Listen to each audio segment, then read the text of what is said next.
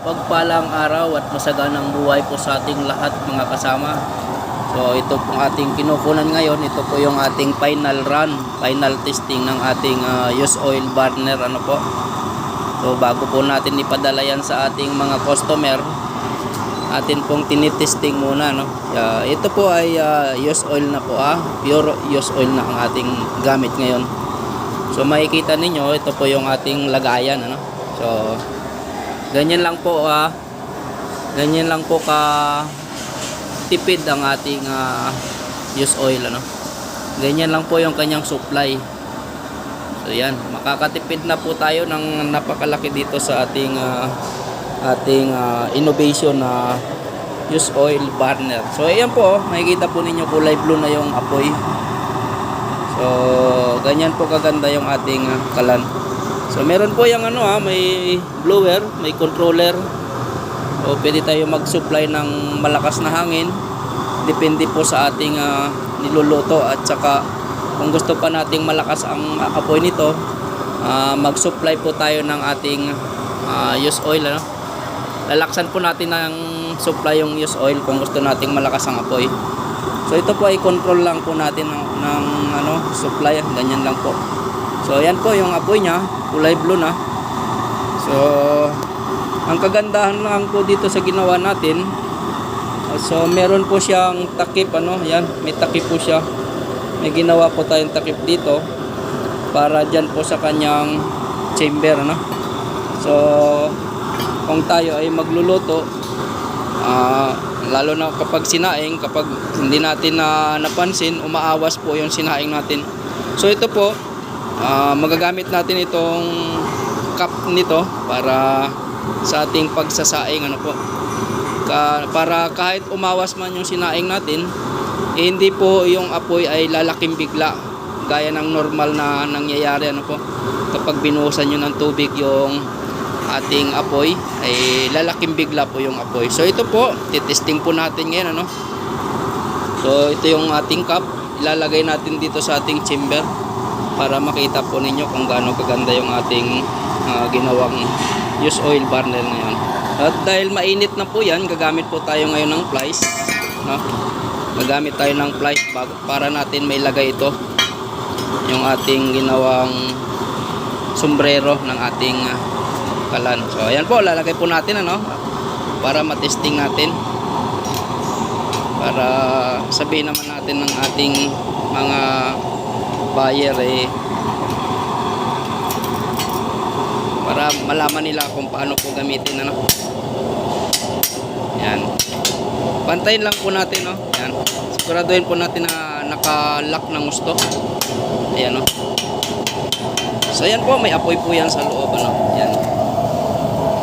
So ngayon po, kahit magsaing po kayo dyan, hindi po mamamatay ang inyong apoy at hindi rin po siya lalaking bigla po.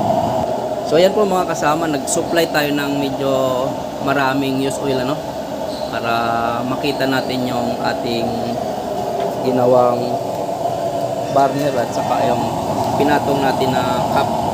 Yan. So, antayin lang po natin konti na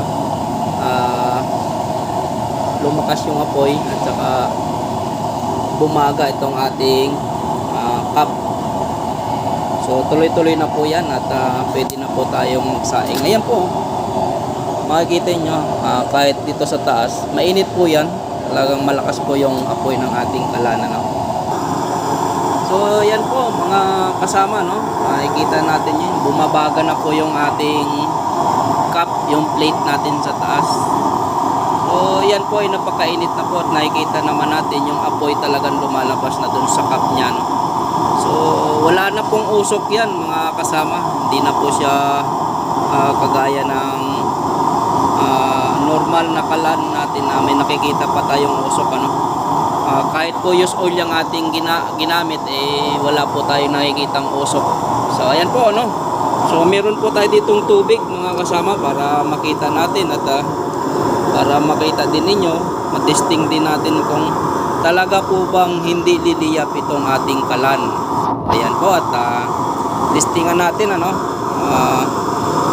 bubuhusan natin ng tubig yan. Halimbawang yung inyong sinaing ay umawas. So tingnan po natin yun kung siya po ay liliyab at lalaki yung apoy bigla So ayan po may tubig tayo dito ngayon. Buhusan natin yung kanyang cup. Ayan po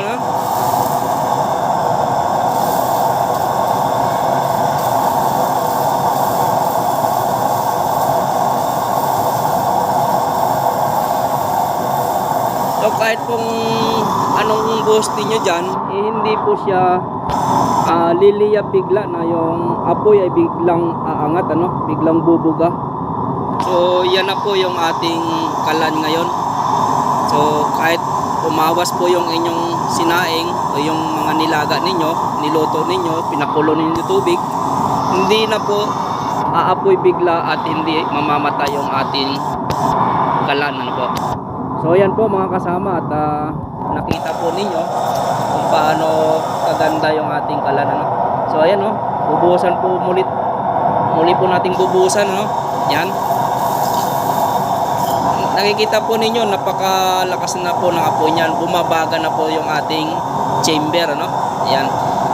Yung ating plate bumabaga na talaga. So pagbuhos natin ng tubig yan, hindi po yan mamamatay. Yan.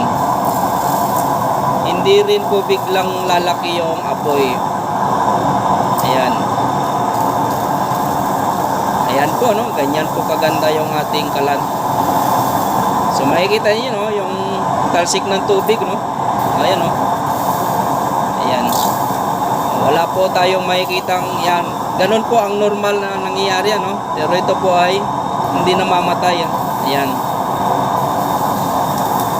Ayan po, wala po tayong nakikita dyan hindi po namamatay yung ating kalan. So ayan po, maraming salamat po at nakapagbigay ako sa inyo ng update para dito sa ating ginawang use oil burner. God bless po muli sa ating lahat at ingat po tayo.